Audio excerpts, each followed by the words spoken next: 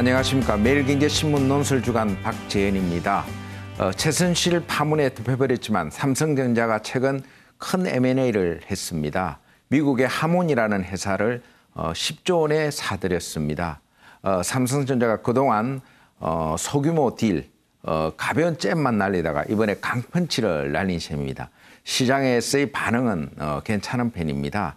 이재용 부회장이 등기이사로 등재한 후에 공격적인 M&A여서 앞으로 삼성전자의 행보에 관심이 집중되고 있습니다.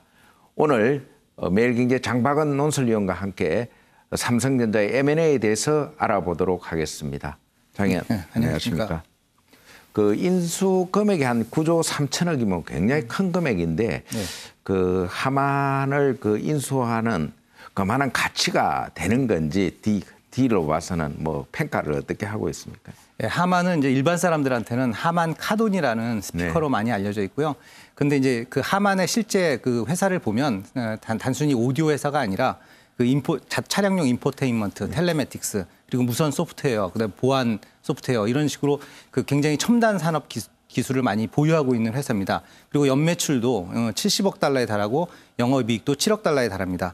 그리고 이 회사가 또 특히 강점은 그 명품 오디오 브랜드를 다수 보유하고 있다고 합니다. 그 뱅앤 울룹스의 카오디오 부분을 비롯해서 JBL, 마크 레빈슨 등 굉장히 많은 그 명품 오디오 브랜드를 가지고 있고요. 또 현대자동차를 비롯해서 BMW, 아우디, 그 벤츠 뭐 이런 곳에 전 세계적으로 한 3천만 대 차량에 그 하만의 카오디오가 들어가 있고요. 또 전장 사업에서 수주한 금액도 240억 달러. 그래서 굉장히 가치 있는 기업이라고 시장에서는 평가하고 있습니다. 네. 근데 하만이 원래는 그 어떤 회사였습니까? 하만이 역사는 굉장히 깊습니다. 1956년에 시드니 하만이 이제 그 동료랑 함께 그 회사를 차렸는데요. 그 처음에는 그 라디오 수신기, 앰프 뭐 이렇게 하다가 오디오로 이제 사업을 확장해서 세계 최초로 PC용 스피커를 만듭니다. 그리고 그 이후에 계속 기술 개발을 하고 그 브랜드를 또 M&A 함으로써 그 굉장히 이제 회사가 자리를 잡아 나가는데요. 1970년대는 명품 오디오 브랜드로 명성을 날리고 있었습니다. 그리고 그 후에 한 10여 년간 그 하만이 그 전기에 진출하면서 이렇게 회사가 우여곡절을 겪다가 90년대 중반서부터 그 자동차 전장 사업에 뛰어들었는데 이것이 굉장히 그 큰 성과를 봤습니다. 그리고 2007년도에 하만이 인수한 그 CEO가 지금은 얼마 전에 이제 삼성전자에도 방문했던 분이죠. 디네시 팔리월이라고 이분이 인도 분인데 이분이 2007년도에 하만을 그 맡아서 그 여러 가지 자기의 그 경영 그 혁신을 통해서 그 매출과 영업이익을 한 2배 정도 키우는 그런 그 역할을 했습니다. 네.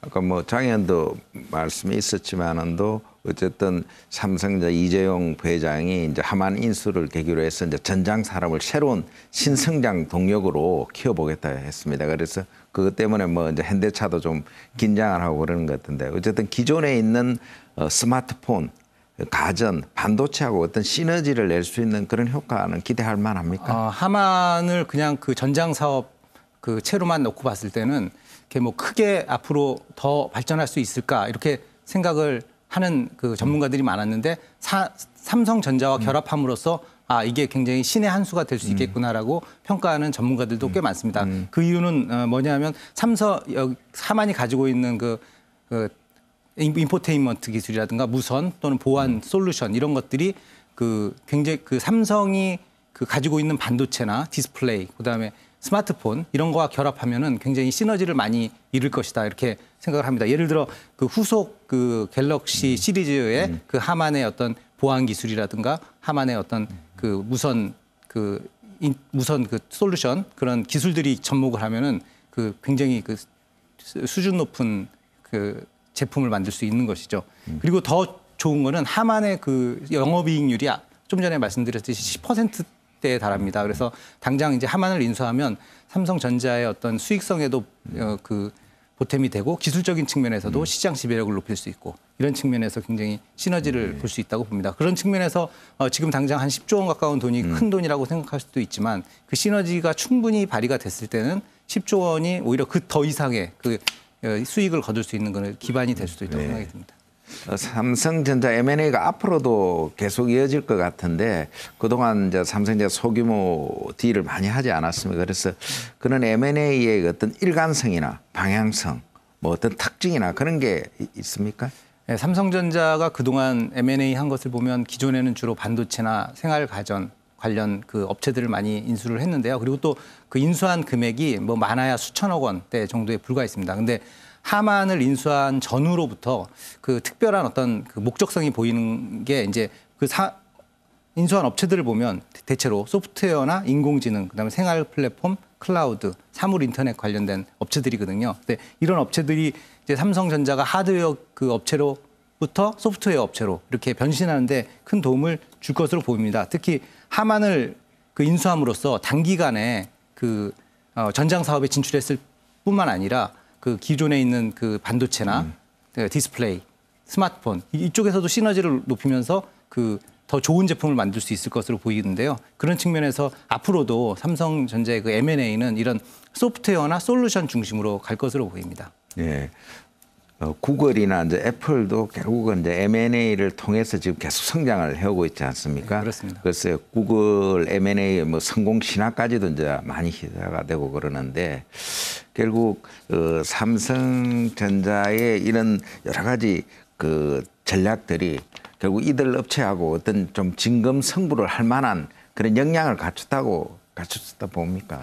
지금 삼성전자가 좀 전에 말씀드렸듯이 하드웨어에서 소프트웨어까지 아우르는 회사로 지금 지향을 해 나가고 있습니다. 근데 지금 애플이나 그 구글도 역시 비슷한 전략을 쓰고 있거든요. 그러니까 애플 같은 경우에도 그 자체 개발보다는 핑거 윅스라는 회사를 인수하면서 이제 아이폰의 시대를 열었거든요. 그 이후에도 그 이제 애플에 들어가는 대표적인 기능 중에 하나가 그 음성 비서 실이라는 음성 비서입니다. 이것도 사실은 그 다그 키틀로스라고 실리콘밸리 창업자에서 인수를 한 겁니다. 그 지금 다그 키틀로스는 얼마 전에 비브 랩스를 세워서 네. 삼성전자에 이제 인수되기도 했는데요. 이런 업체들을 계속 인수를 했고 구글도 역시 마찬가지로 그 안드로이드가 구글이 자체 개발한 게 아니지 않습니까? 그 안드로이드 인수해가지고 그동안 그 웹 기반이었던 걸 모바일 기반으로 바꾸고 또 얼마 전에는 그 알파고 했던 그 딥마인드, 알파고 만들었던 회사가 딥마인드입니다. 근데 이것도 구글이 인수를 해서 그 음성인식, 그러니까 인공지능 분야에서 이제 사업을 확장해 나가는 것입니다.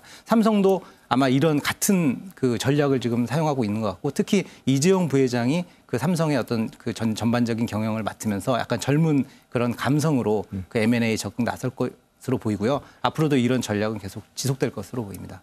네, 장 의원 오늘 감사합니다. 감사합니다. 예. 제가 10년 전에 산업부장을 할 때 삼성전자가 M&A에 그렇게 소극적이냐고 그 삼성전자 사장한테 한번 물어본 적이 있습니다. 그래서 삼성전자도 한 20년 전에 미국의 아주 큰 그 PC 업체를 인수를 하려 하다가 상당히 실패한 쓰라린 경험이 있습니다. 그런 트라우마 때문에 삼성전자가 M&A를 주저한다는 그런 이야기를 들은 적이 있습니다. 그런데 이제 4차 산업혁명이라는 큰 흐름 속에 이제 M&A를 안 할 수 없는 불가피한 상황을 또 맞이했고 삼성전자가 이번에 큰 딜을 했는데 앞으로 이 삼성전자의 M&A 성공 신화가 계속 이어질 수 있기를 기대해 봅니다. 박지현의 경제노트였습니다. 감사합니다.